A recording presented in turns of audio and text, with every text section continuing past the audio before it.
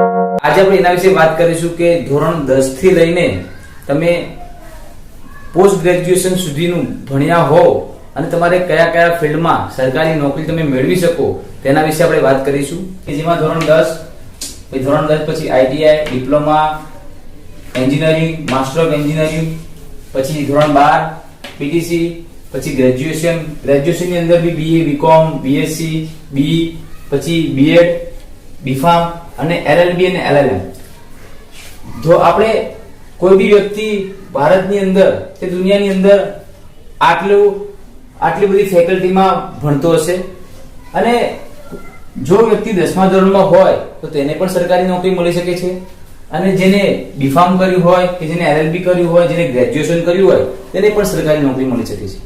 પણ જે બી વિદ્યાર્થી હોય કે જે બી વ્યક્તિ હોય તેને ખબર નથી હોતી કે સરકારી નોકરી ધોરણ 10 પછી પણ મળી શકે, આઈટીઆઈ પછી પણ મળી શકે, પીટીસી કર્યા પછી પણ મળી શકે. બસ એના વિશે આપણે વાત કરીશું કે ધોરણ તમે ધારો કે કોઈ વિદ્યાર્થી ખાલી કોઈ કારણસર ધોરણ 10 સુધી જ ભણ્યો હોય તો તેના માટે સરકારી નોકરીના કયા કયા સ્કોપ હોઈ શકે કે ધોરણ 10 પછી જેટલી બી વર્ગ 4 ની નોકરી હોય એ ધોરણ 10 ઉપર આવે છે. એટલે જો તે વ્યક્તિને સરકારી નોકરીની ઈચ્છા હોય અને ધોરણ 10 સુધી ભણેલો હોય તો એ વર્ગ 4 ની તમામ તૈયારી કરી શકે છે તો તેને સરકારી નોકરી મળી શકે છે. બીજું કે એસએસસી કે જે સેન્ટ્રલ ગવર્નમેન્ટ જોબ છે તો સ્ટાફ સિલેક્શન કમિશન એની અંદર પણ ધોરણ 10 પછીની જોબ મળી શકે છે. બસ તમારે એ વસ્તુ ખાસ જોવાની કે તમે જે એના જે એક એજ ક્રાઇટેરિયા છે તેમાં તમે આવો છો કે નહીં.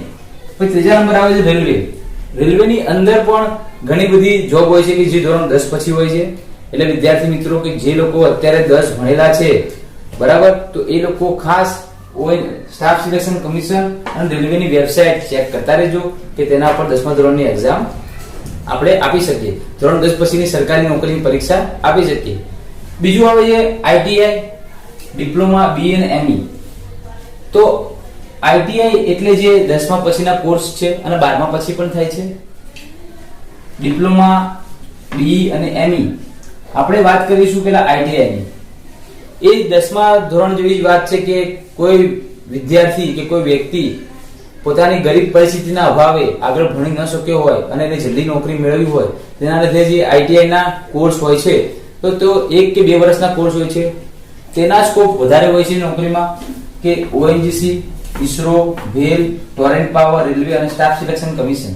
આ જે સેમી ગવર્નમેન્ટ છે પણ આનું જે પગાર ધોરણ એની ફેસિલિટી બધી સારી હોય છે. એટલે જે બી વ્યક્તિ હોય આઈટીઆઈ કર્યું હોય તો એ લોકોએ પોતાના કોર્સને અનુલક્ષીને ONGC, ISRO, bhel, Torrent power, railway અને સ્ટાફ સિલેક્શન કમિશનની વેબસાઇટ સમયાંતરે ચેક કરતા રહેવું જોઈએ અને તેમના કોર્સને અનુલક્ષીને એમાં વેકેન્સી જ્યારે આવે ત્યારે તમે મહેનત કરીને એ ફોર્મ ભરી દેવું જોઈએ. પછી ડિપ્લોમા, બી અને એમઈ સેમ વસ્તુ છે કે એ લોકોને બે ONGC, ISRO, bhel, Torrent power, railway અને સ્ટાફ સિલેક્શન કમિશનની અંદર ઘણી બધી જોબ આવે છે. પણ ખાસ આઈટીઆઈ વાળી વ્યક્તિને ખબર નથી હોતી કે એને જે electric fitter, Turner, welder, diesel mechanic આ બધા કોર્સ કર્યા હોય છે તો એને અનુલક્ષીને ONGC, ISRO, bhel, Torrent power, railway અને સ્ટાફ સિલેક્શન કમિશન સારી જોબ બહાર પાડે છે અને તેનો પગાર પણ સારો ધોરણનો છે. એટલે ખાસ આઈટીઆઈ વાળા મિત્રો એ ખાસ આજે આ વેબસાઇટ જરૂર ચેક કરતા રહેજો તો તમને સારું એવું પગાર ધોરણ અને સારી એવી નોકરી મળવાના ચાન્સીસ વધી જાય છે. ગવર્નમેન્ટ કંપની છે એમાં ઓએનજીસી નું પૂરું નામ છે oil natural gas corporation, ISRO નું પૂરું નામ છે Indian space research organisation, Bharat heavy electricals limited, torrent power, railway અને સ્ટાફ સિલેક્શન કમિશન. હવે વાત કરીશું આપણે ધોરણ 12 પછી. ધોરણ 12 પછી આપણે કઈ એક્ઝામ આપી શકીએ છીએ. ધોરણ 12 પછી જે ઓલ ટાઈપ ક્લાસ 3 એટલે સેન્ટ્રલ ગવર્નમેન્ટ અને ગવર્નમેન્ટની અંદર જેટલી બી વર્ગ 3 ની પરીક્ષા આવે છે એ બધી આપણે ધોરણ 12 પછી આપી શકીએ છીએ. પછી railway, NDA national defence academy, army અને પોલીસ. એટલે જે વ્યક્તિને જેમાં રસ હોય તો જો ધોરણ 12 સુધી ભણેલા હોય અને તમારી એજ લિમિટ હજી બાકી હોય તો staff selection commission, railway, NDA, army અને પોલીસ આની વેબસાઇટ ચેક કરતા રહેજો. એનડીએ ની અંદર ઉંમર 18 વર્ષ થી 21 વર્ષ વાળાને જ લે છે, એ ખાસ ધ્યાન રાખજો. એટલે તમારે શું કરવાનું કે સમયાંતરે આ જે વેબસાઇટ છે ખાસ ચેક કરતા રહેવાનું. હવે આવે છે પીટીસી. જો કોઈ વ્યક્તિ ધોરણ 12 પછી ખાલી પીટીસી કર્યું હોય, જેને ટીચર બનવું હોય, તેના માટે બી બહુ જબરજસ્ત છે કે પીટીસી પછી તમે ટેટ 1 આપીને 1 થી 5 માં સરકારી શિક્ષક બની શકો છો. સીટેટ આપીને તમે 1 થી 5 માં કેન્દ્રીય વિદ્યાલયની અંદર જોબ મેળવી શકો છો. પીટીસી પછી તમને 1 થી 5 ની અંદર ટીચરની જોબ મળે છે. એટલે ગવર્મેન્ટની અંદર આપણે ગુજરાત ગવર્મેન્ટમાં ટેટ 1 આપીને તમે શિક્ષક બની શકો છો અને કેન્દ્રીય વિદ્યાલયની અંદર સીટેટ આપીને પણ તમે ગવર્મેન્ટ ટીચર બની શકો છો. હવે આવે છે ગ્રેજ્યુએશન. મોસ્ટ ઓફ લોકો અત્યારે ગ્રેજ્યુએશન તો બધા હશે જ. ગ્રેજ્યુએશન ની અંદર BA bachelor of arts, bachelor of commerce, bachelor of science અને BE bachelor of engineering. Graduation ની અંદર તમે UPSC, GPSC અને all central government and state government job ની પરીક્ષા તમે આપી શકો છો. તમને ધારો કે UPSC ની તૈયારી કરવી હોય તો તમે UPSC ની તૈયારી કરી શકો છો, GPSC ની તૈયારી કરી GPSC ની પરીક્ષા આપી શકો છો. બસ તમને કઈ જગ્યાએ કઈ નોકરી પસંદ છે અને શામાં ઇન્ટરેસ્ટ છે એની વાત છે. એટલે તમે ગ્રેજ્યુએશન હોય તો તમે આ સમય સરકારની જે પરીક્ષાની જે વેબસાઇટ આવે છે સમયાંતરે ચેક કરતા રહો. ઓજસ છે, પછી GPSC ની વેબસાઇટ છે, પછી સ્ટાફ સિલેક્શન કમિશન છે. દરેક જે વસ્તુ અહીંયા લાગુ પડે છે કે ONGC, ISRO, bhel, Torrent, railway, staff selection, બરાબર, આર્મી, પોલીસ, તમને જે બધી જ વેબસાઇટ ચેક કરતા રહો અને તમને જે ઇન્ટરેસ્ટ હોય તેનું ફોર્મ ભરતા રહો અને એની તૈયારી કરતા રહો. એટલે ગ્રેજ્યુએશન ઉપર તમે આ બધી એક્ઝામ આપી શકો છો. હવે આવે છે special BEd, bachelor of education.